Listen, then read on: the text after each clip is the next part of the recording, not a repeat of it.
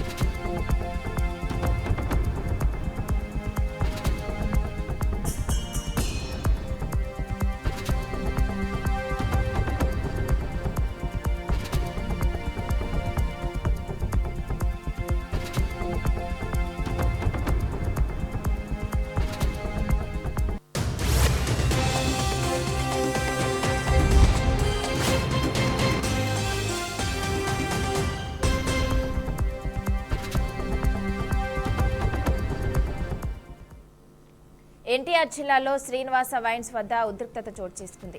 కొంతమంది మహిళలు వైన్స్ లోపలికి వెళ్లి మద్యం బాటిళ్లను పగలగొట్టి నిరసన వ్యక్తం చేశారు.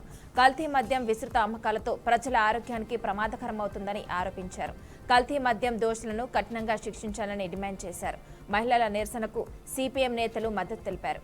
శ్రీనివాస వైన్స్ లో విచ్చలవిడిగా చెలామణి అవుతుందని పోలీసులు చోద్యం చేస్తున్నారని సిపిఎం నాయకులు ఆరోపించారు.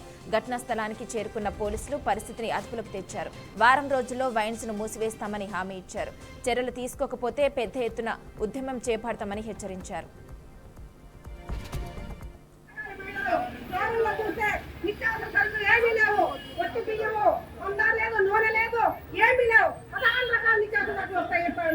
ఏం చేసావయ్యా మహిళలకు మేము అడుగుతున్నాం. ఓటమి ప్రభుత్వం ఏం చేసావు? నువ్వు ఎవరికి కట్టబడుతున్నావు? మీరు దోచుకోవడానికి వస్తున్నారు, ఓట్లు వేయించుకుంటున్నారు, మాయ మాటలు చెబుతున్నారు, పథకాలు అంటున్నావు. ఎవరు ఉత్తరిచ్చావు? ఏ పథకాలు ఇచ్చావు నువ్వు? మహిళలకు పెన్షన్లు కూడా ఇబ్బంది పడుతున్నారు. ఒంటరి మహిళలు పెన్షన్ లేక భర్త చచ్చిపోయి సంవత్సరం పెట్టబడుతున్నారు, పెన్షన్ లేదని బాధపడుతున్నారు. ఒక భర్తకు వస్తే భర్త చచ్చిపోతే వచ్చింది తప్ప. ఇక ఇదే విషయానికి సంబంధించి పూర్తి సమాచారం మా ప్రతినిధి నాగకిషోర్ అందిస్తారు. నాగకిషోర్, చెప్పండి. మనసా, థ్యాంక్ యూ మనసా. ఇక్కడ ఏదైతే ములకల చెరువు కల్తీ మద్యం ఘటన ఏదైతే ఉందో ఆ కల్తీ మద్యం ఘటన విజయవాడని ఘాటుగా తాకిందని చెప్పుకోవచ్చు. ఇప్పటికే విజయవాడకు సంబంధించినటువంటి అద్దేపల్లి జనార్దన్ రావు ఎవరైతే ఉన్నారో జనార్దన్ రావుని ఎక్సైజ్ పోలీసులు అదుపులోకి కూడా తీసుకోవడం జరిగింది. ఆయనకి సంబంధించినటువంటి బార్ అండ్ రెస్టారెంట్ ను కూడా సీజ్ చేయడం జరిగింది. అక్కడ కల్తీ మద్యం సంబంధించి పెద్ద ఎత్తున ఏదైతే కల్తీ మద్యం ఉందో దాన్ని గుర్తించడం కూడా జరిగింది. వాటిని పోలీసులు సీజ్ చేసేసి మొత్తం ఎక్సైజ్ శాఖ పరిధిలోకి తీసుకోవడం జరిగింది. కానీ నిన్న చూసుకున్నట్లయితే విజయవాడ ఎన్టీఆర్ జిల్లాలో శ్రీనివాస వైన్స్ ఏదైతే ఉందో శ్రీనివాస వైన్స్ వద్ద పెద్ద ఎత్తున ఉద్రిక్తత నెలకొందని కూడా చెప్పుకోవచ్చు. ఈ శ్రీనివాస వైన్స్ లో కల్తీ మద్యం విక్రయిస్తున్నారు, జోరుగా కల్తీ మద్యం అమ్ముతున్నారని చెప్పి కూడా మహిళలందరూ పెద్ద ఎత్తున నిరసన తెలుపుతూ ఆ శ్రీనివాస వైన్స్ వద్దకు కూడా చేరుకోవడం జరిగింది. ఈ కల్తీ మద్యంకు సంబంధించి విస్తృత అమ్మకాలు జరుగుతున్నప్పటికీ కూడా అటు ఎక్సైజ్ శాఖ కానీ ఇటు పోలీస్ అధికారులు కానీ పట్టించుకోవట్లేదు. ఈ కల్తీ మద్యం వల్ల ప్రాణాలు పోతున్నాయంటూ కూడా మహిళలు అక్కడికి చేరుకొని నిరసన సంఘాలు తెలపడం అయితే జరిగింది. దీంతో అక్కడ ఒక్కసారిగా ఉద్రిక్తత వాతావరణం అయితే నెలకొందని కూడా చెప్పుకోవచ్చు. వెంటనే వీళ్ళకి ఎవరైతే మహిళలు అక్కడికి వచ్చి కల్తీ మద్యం మీద నిరసన చేస్తున్నారో వీళ్ళకి సిపిఎం నాయకులు కూడా మద్దతు తెలపడంతో అక్కడ అంతా పరిసరాలంతా కూడా ఒక్కసారిగా ఉద్రిక్తంగా మారిపోయాయి. పోలీసులు అక్కడికి చేరుకొని మహిళలకు సర్ది చెప్పి ఏదైతే కల్తీ మద్యం అమ్ముతున్నారని చెప్పి మీరు చెప్తున్నారో ఈ షాపుకు సంబంధించి ఎక్సైజ్ పోలీసులు కావచ్చు, అదేవిధంగా ఈ కల్తీ మద్యానికి సంబంధించిన నిర్ధారణ పరీక్షలు ఏదైతే అవుతుందో వాటిని చేయించేసి వారం రోజుల లోపల షాపును మూసేస్తామని చెప్పి కూడా హామీ మహిళలకు అయితే ఇవ్వడం జరిగింది. సో మహిళలందరూ కూడా వారం రోజుల్లో కనుక షాపులు మూసివేయకపోతే తీవ్రత ఈ ఉద్యమం ఏదైతే ఉందో ఉద్యమాన్ని తీవ్రతరం చేస్తాము, ఖచ్చితంగా షాపులు కూడా మూసివేయాలంటూ కూడా పోలీసులకైతే హెచ్చరించడం జరిగింది. కల్తీ మద్యం వల్ల ప్రాణాలు పోతున్నాయి, కల్తీ మద్యం అమ్మకాలు జరగకూడదు, కల్తీ మద్యం నిందితులు ఎవరైతే ఉన్నారో వాళ్ళందరినీ కూడా కఠినంగా శిక్షించాలి. కూటమి ప్రభుత్వం గత ప్రభుత్వం కల్తీ మద్యం చేసింది, ఈసారి ప్రభుత్వంలో కల్తీ మద్యం ఉండదని చెప్తున్నప్పటికీ కూడా ఈ ప్రభుత్వంలో కూడా పెద్ద ఎత్తున కల్తీ మద్యం అమ్మకాలు జరుగుతున్నాయి కాబట్టి కల్తీ మద్యం మీద ఉక్కుపాదం మోపాలని చెప్పి కూడా మహిళలందరూ కోరుకుంటున్నారు. దీనికి సిపిఎం నాయకులు కూడా తోడవడంతో ఎన్టీఆర్ జిల్లాలో శ్రీనివాస వైన్స్ వద్ద మట్టికి ఉద్రిక్త వాతావరణం అయితే నెలకొని ఉంది అని చెప్పుకోవచ్చు. Manasa okay, thank you Nagakishore.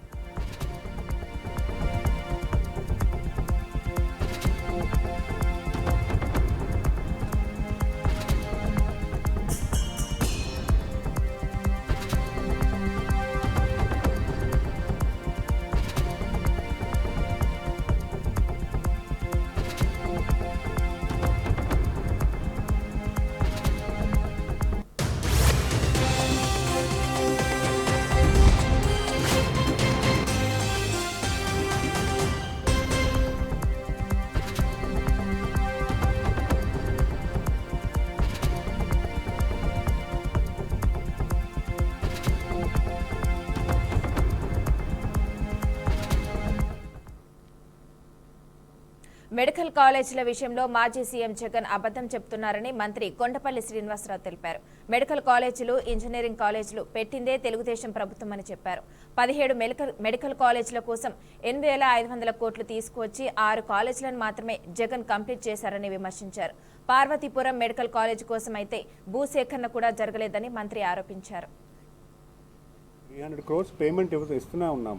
గత ప్రభుత్వం చాలా ఆరోగ్యశ్రీ పేమెంట్స్ ఇవ్వలేదు. ప్రతి నెల కూడా ఈరోజు ప్రభుత్వం వచ్చిన తర్వాత ఎంతో కొంత పేమెంట్ రివైవ్ చేస్తూనే ఉన్నాం. ఇంకా పేమెంట్ ఇవ్వాల్సింది ఉంది. అయితే వాళ్ళ అభ్యర్థన అంటే మొత్తం క్లోజ్ చేయండి మాకు రిక్వెస్ట్ ఉంది. అంటే అదే అవ్వదు. భారత్ కూడా కన్వర్ట్ అవుతున్నాం. ఇప్పుడు మోడీ గారు కూడా అది అనౌన్స్ చేయబోతున్నారు. లేదు, అది కన్వర్షన్ వెంటనే అయిపోతుంది. దానికి కూడా కన్వర్జెన్స్ వెంటనే పెట్టి చేస్తున్నాం. ఆయుష్మాన్ భారత్లో కూడా పెడుతున్నాం. సో దీనివల్ల ఏంటంటే హాస్పిటల్కి అనేది ఏ హాస్పిటల్కైనా వెళ్ళిపోవచ్చు. వీళ్ళు ఎక్కడ కావాలంటే అక్కడ హాస్పిటల్కి వెళ్ళిపోవచ్చు. చాలా హాస్పిటల్స్లో కొన్ని సర్వీసెస్ ఉండకపోవచ్చు. సో ఈరోజు వీళ్ళకి ఎప్పుడైతే ఆయుష్మాన్ భారత్ ఇస్తామో ఎక్కడికైనా వీళ్ళు ట్రీట్మెంట్ కోసం వెళ్ళొచ్చు. స్టార్టింగ్లో చిన్న టీచింగ్ ప్రాబ్లమ్స్ ఉంటాయి, బట్ మెరుగైన వ్యవస్థలోకి వెళ్ళిపోతుంది. ఈరోజు ప్రభుత్వం పూర్తిగా ఫండ్స్ ఇచ్చింది. ఎవరైనా అమ్మవారి పండగకి మా డొనేషన్ ఇస్తే వాళ్ళు మేము తీసుకున్నాము, వాళ్ళని కూడా గౌరవం ఇచ్చాం. స్వతహాగా ఇచ్చిన వాళ్ళు అది కూడా ఎవరో కొంతమంది రిలేటర్సో లేకపోతే ఎవరో కొంతమంది అధికారులు ఎవరో వాలంటరీకి ఇచ్చినవి తప్పించి ఎక్కడా కూడా అలాంటి పరిస్థితి లేదు. అంటే మాకు వెన్యూ కావాలన్నారు. వెన్యూ మేము రెడీ చేసి వచ్చాం. రెడీ చేసిన వెన్యూలో టెంట్ వేయమని ఎవరికో బాధ్యతలు అప్పచెప్పాం. బాధ్యతలు ఎవరు తీసుకున్నారు? ఆ టెంట్ హౌస్ ఎవరైతే ఉన్నారో ఆ డయాస్ వేశారు. డయాస్ మీద ఉన్నటువంటి క్లాత్ వర్క్ ఎవరు చేశారు? ఏ రంగుల్లో ఉన్నాయి అవి? డయాస్ మీద ఉన్నటువంటి క్లాత్ వర్క్ ఏ రంగులో ఉంది? అది పూర్తిగా వాళ్ళ సొంత. Back to news. పోలీసులు పార్టీ నేత సుబ్బన్నను పోలీస్ స్టేషన్లో గంటల తరబడి కూర్చోబెట్టడం వల్లే పోలీస్ స్టేషన్లో వాగ్వాదం జరిగిందన్నారు మాజీ మంత్రి పేర్ని నాని. పేర్ని నాని తీరు పోలీసులను అవమానించేలా ఉందని పేర్ని నానిపై తగిన చర్యలు తీసుకుంటామన్నారు హోంమంత్రి అనిత. ఎప్పుడైతే చిటికన్ మేయర్ గారి భర్తని చిటికన్ నాగేశ్వరరావు అనే ఆయన్ని తమాషాలు చేయబాకని విలేకరుల సమక్షంలో మా అందరి సమక్షంలో ఇతను తోలనాడాడు కాబట్టి తిరగబట్టం అంటే నేను దాడి చేయాలి. కుర్చీలో కూర్చునే ఉన్నా, రెచ్చగొడతాక లేచి నుంచుని నన్ను రెచ్చగొట్టినాడు. అయినా నేను కుర్చీలో కూర్చునే మాట్లాడా. ఇది మేము అంటావా ఎట్లా అంటావని మాట్లాడా. నన్నేం ఊరేయలేమన్నాడు. నువ్వు సుబ్బన్ నూరేస్తావేంటి, నువ్వు సుబ్బన్ నూరేయలేవని చెప్పాను. అతను ఐ పిచ్లో మాట్లాడాడు, నేను ఐ పిచ్లోని మాట్లాడాను. మేము ప్రజా జీవితంలో 25 ఏళ్ళ నుంచి ఉన్నాం. ఎస్పీ గారు చట్టం తెలిసిన వాడిని, విచక్షణ తెలిసిన వాడిని. నేనేం నేరం చేయలే, నాకేం తప్పుడు వ్యాపారాలు లేవు, నేను బ్యాడ్ క్యారెక్టర్ కాదు, నేను కూనీలు చేయను, మటర్లు చేయను, రౌడీజం చేయను. అవమానిస్తే తిరగబడతాను. సుబ్బన్ని విడిచిపెట్టమని అడగలేదు, నేను తీసుకెళ్తానని అడగలేదు. ఇది అసత్యం. పోలీస్ స్టేషన్ కి తప్పు చేసిన వాడికి నోటీస్ ఇవ్వకుండా ఇంట్లో కూర్చోబెట్టుకుంటారా? పోలీస్ స్టేషన్ కి పిలుస్తారు, నోటీస్ ఇస్తారు. నువ్వెవడో చెప్పడానికి నోటీస్ ఇవ్వడం తప్పు, నోటుకు వచ్చినట్టు మాట్లాడడానికి. పోలీస్ స్టేషన్ లో కూర్చొని ఒక పోలీస్ ముందు, ఒక ప్రభుత్వ అధికారి ముందు గౌరవంగా మాట్లాడలేని వాళ్ళు అసెంబ్లీలో గౌరవంగా మాట్లాడతారు అనుకోవడం కూడా ప్రజల తాలూకా అవివేకం చెప్పుకోవాలి. ఎందుకంటే సంగారెడ్డి జిల్లాలో టీపీసీసీ వర్కింగ్ ప్రెసిడెంట్ జగ్గారెడ్డి కీలక వ్యాఖ్యలు చేశారు. వచ్చే ఎన్నికల్లో బీఆర్ఎస్ మళ్లీ అధికారంలోకి రావడం సాధ్యం కాదని అన్నారు. ఇకపై పాలనా బాధ్యతలు కాంగ్రెస్దే అని ధీమా వ్యక్తం చేశారు. అధికార సమీక్షలకు హాజరయ్యే అధికారులకు భయపడాల్సిన అవసరం లేదని, పై అధికారులు ప్రశ్నిస్తే తన పేరే చెప్పాలని సూచించారు. గెలుపు లేదా ఓటమి తనను ప్రభావితం చేయమని, తన రాజకీయ జీవితమంతా కష్టాల మధ్య సాగిందని తెలిపారు జగ్గారెడ్డి. రాజకీయ ప్రయాణము కష్టంతో కూడుకున్న ప్రయాణం. నేను కులం పేరు మీదనో, నేను కులం మీద కులంతో వచ్చిన నాయకుడు కాదు. రాత్రిపూట జెండాలు కట్టి పగలు ధర్నాలు చేసి ప్రజల మెప్పుతోడు వచ్చిన లీడర్ని నేను జగ్గారెడ్డి. చాలామంది కులాల పేరు మీద వస్తారు, వాద వస్తారు, అట్లా ఇట్లా వస్తారు, కానీ నాది ఆ పుట్టుకగానే కాదు నాది. కాబట్టి ఈ గెలుపు ఓటంలో నన్ను ప్రభావితం చేయాయి. ఏదో గెలవంగానే నేను తోపాని ఇష్టపడేది లేదు, నేను ఉబ్బిపోను ఓడిపోయినా అని ఇట్లా వండేది లేదు. నేను మొన్ననే చెప్తే అరే నేను ఇంకా 10 ఏళ్ళు నేను పోటీ కూడా చేయాలని కూడా చెప్పిన. మినిమం అంటే 10 ఏళ్ళ లోపల మళ్ళీ 10 ఇయర్స్కి వస్తా మళ్ళీ ఫీల్డ్కి అన్నా. మళ్ళీ అప్పుడు 3 ఎట్లుంటుందో తెలియదు కానీ చెప్తున్నా. ఎందుకంటే నా రాజకీయ తెలంగాణ ప్రభుత్వం హైదరాబాద్ను గ్లోబల్ డిజిటల్ టెక్నాలజీ హబ్గా అభివృద్ధి చేయాలని నిర్ణయించింది. రాయదుర్గంలో నిర్మించబోయే టీ స్క్వేర్ను ప్రపంచ స్థాయిలో ఆకర్షణీయంగా తీర్చిదిద్దాలని సీఎం రేవంత్ రెడ్డి ఆదేశించారు. ఇది వినోదం, పర్యాటకం, వ్యాపారం కోసం 24 గంటలు సందర్శకులను ఆకర్షించే కేంద్రంగా ఉండాలని చెప్పారు. టీ స్క్వేర్ భవనంలో యాపిల్ లాంటి అంతర్జాతీయ బ్రాండ్ల అవుట్లెట్లు ఏర్పాటు చేసేలా చర్యలు తీసుకోవాలని సూచించారు. రాష్ట్రంలో విద్యార్థులు, ఉద్యోగులు, కార్మికులకు కృత్రిమ మేధస్సు శిక్షణ కోసం ఏఐ విశ్వవిద్యాలయం, ఏఐ హబ్ ఏర్పాటు చేయనున్నట్లు తెలిపారు. స్టార్టప్లకు మద్దతుగా కార్పొరేట్ ఫండ్ ఏర్పాటు చేసి టీజీడీఎక్స్ వంటి డిజిటల్ వేదికల ద్వారా తెలంగాణను ఏఐ రంగంలో దేశంలో అగ్రగామిగా మార్చేందుకు చర్యలు చేపడుతున్నామని చెప్పారు.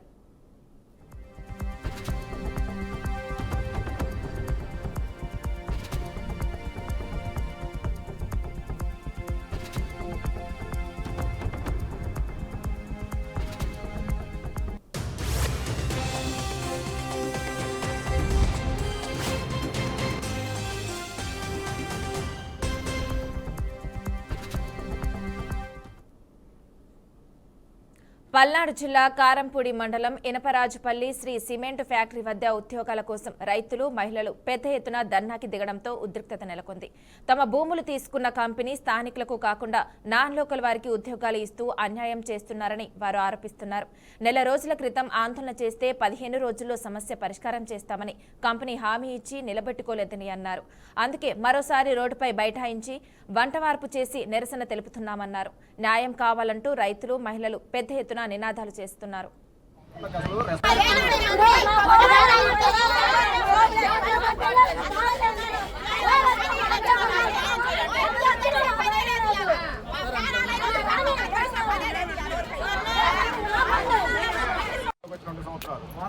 మేము గవర్నమెంట్ వచ్చిన దగ్గర నుంచి మేము ప్రతి 10 రోజులకు ఒకసారి అడుగుతూనే ఉన్నాం. ఏం సార్ ఉద్యోగాలు ఎందుకు, ఉద్యోగాలు ఎందుకు, వాళ్ళకి అసలు రెస్పాన్సే రాదు. మాట్లాడితే మేనేజ్మెంట్ పంపించాం, మెయిల్ పెట్టాం. ఎన్ని రోజులండి పెడుతూనే ఉన్నారా? మొన్న వస్తే నెలాఖరులోపు అన్నారు. నెలాఖరు అయిపోయింది, మళ్ళీ 10వ తారీఖు వచ్చింది. అసలు వీళ్ళకి చేమ కొట్టినట్టు కూడా లేదండి. కాంట్రాక్ట్ వర్కర్లు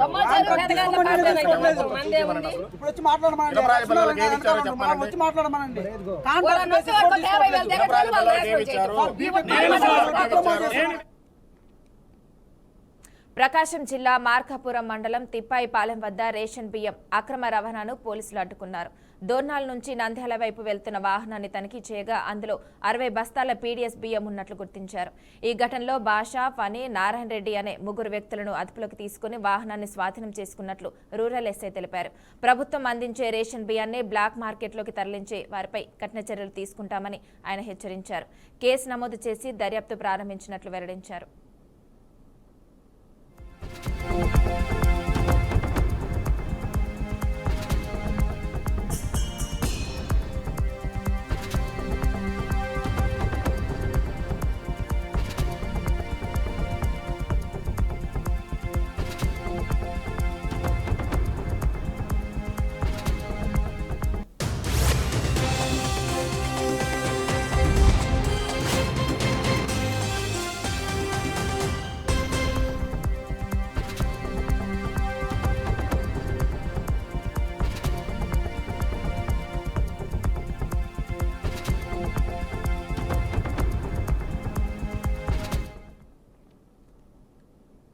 ఖమ్మం జిల్లాలోని సత్తుపల్లి జలగం నగర కాలనీలో నీలాద్రి అర్బన్ పార్క్ నుండి జనవాసంలోకి వచ్చిన ఒక అడవి తుప్పి కుక్కల దారిలో తీవ్రంగా గాయపడింది.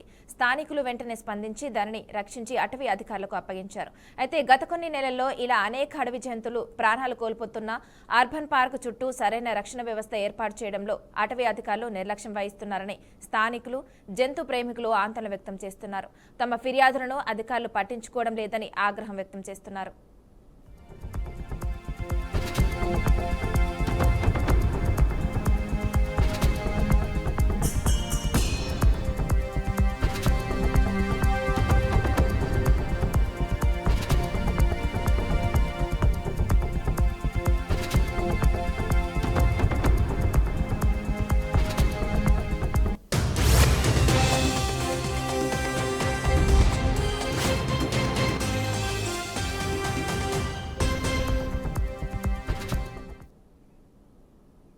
హైదరాబాద్ సంతోష్ నగర్ సబ్ డివిజన్లో లైన్ ఇన్స్పెక్టర్లు, లైన్మెన్లు, ఆర్టిసన్లు అవినీతిలో పాల్పంచుకుంటున్నారంటూ సీనియర్ కాంట్రాక్టర్ మోహిత్ బషీరుద్దీన్ ఆరోపించారు. ఈ మేరకు టీజీఎస్ పీడీసీఎల్కు ఫిర్యాదు చేశారు. బిల్లులు అక్రమంగా వసూలు చేయడం, అపార్ట్మెంట్లో అక్రమంగా మీటర్ ట్యాంపరింగ్, లంచాలు తీసుకోవడం వంటి అక్రమాలు చేస్తున్నారని చెప్పారు. ఈ ఫిర్యాదుపై టీజీఎస్ పీడీసీఎల్ రెవెన్యూ వింగ్ దృష్టి సారించింది. పూర్తిస్థాయి దర్యాప్తు నివేదిక సమర్పించాలని చీఫ్ జనరల్ మేనేజర్, సూపరింటెండెంట్ ఇంజనీర్కు ఆదేశాలు జారీ చేశారు.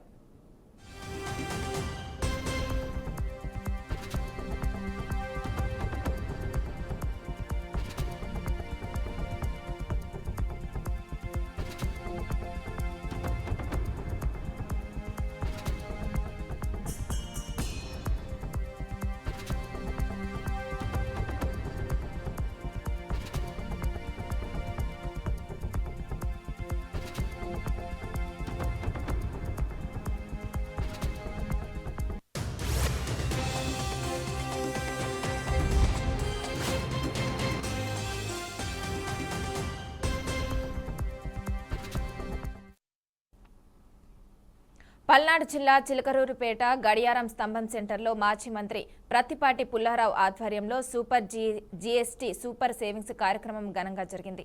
అదేవిధంగా రైతులకు అవసరమయ్యే ఎరువులు, యంత్రాలు, ట్రాక్టర్లు, డ్రోన్లపై కూడా జీఎస్టీ తగ్గించడం వల్ల రైతాంగానికి మేలు జరిగిందని ఆయన అన్నారు. ఈ జీఎస్టీ తగ్గింపు ప్రయోజనాలపై ప్రజల్లో చైతన్యం తీసుకురావడానికి ప్రధాని మోదీ 16వ తేదీన కర్నూలులో రోడ్ షో నిర్వహించనున్నారని తెలిపారు. తగ్గించిన జీఎస్టీ వలన ఏ విధంగా పేద, మధ్య, దిగువ తరగతి వ్యవసాయ కూలీలు ఎంత సంతోషంగా ఉన్నారు అంటే 12.5% ఈ యొక్క టెక్స్టైల్ రెడీమేడ్ కావచ్చు, శారీస్ కావచ్చు, వస్త్ర పరిశ్రమకు సంబంధించినటువంటి రకరకాలైనటువంటి ఉత్పత్తుల వల్ల 18% ఉన్నటువంటి జీఎస్టీ ముందు ఈరోజు 5%, 12% ఉన్న జీఎస్టీ కూడా 5%, అంటే యావరేజ్న 10% జీఎస్టీ ఈ యొక్క టెక్స్టైల్ బట్టలకు సంబంధించినటువంటి వాటి మీద డిఫరెన్స్ తగ్గించడం జరిగింది. వచ్చినటువంటి ఎవరైతే కస్టమర్స్ ఉన్నారో వాళ్ళని అడిగితే చాలా సంతోషం వాళ్ళ ముఖాల్లో కనపడతాం. ఒంగోలు నుంచి వచ్చిన వాళ్ళు, దండమూడి నుంచి వచ్చిన వాళ్ళు, లోకల్లో వచ్చినటువంటి వాళ్ళు, ఆ విధంగా బట్టలు కొనేటువంటి వారికి కానీ, అదేవిధంగా షూ కంపెనీ వాళ్ళకి కానీ, ఇంకోటి మూడోది ఫ్యాన్సీ, ఎరువులు, ఎలక్ట్రానిక్స్ అన్నీ కూడా తగ్గించిన జిఎస్టీ వలన కొనుగోలు శక్తి. ఇవి bulletin updates. Keep watching BRK news తెలుగుడి సత్తా.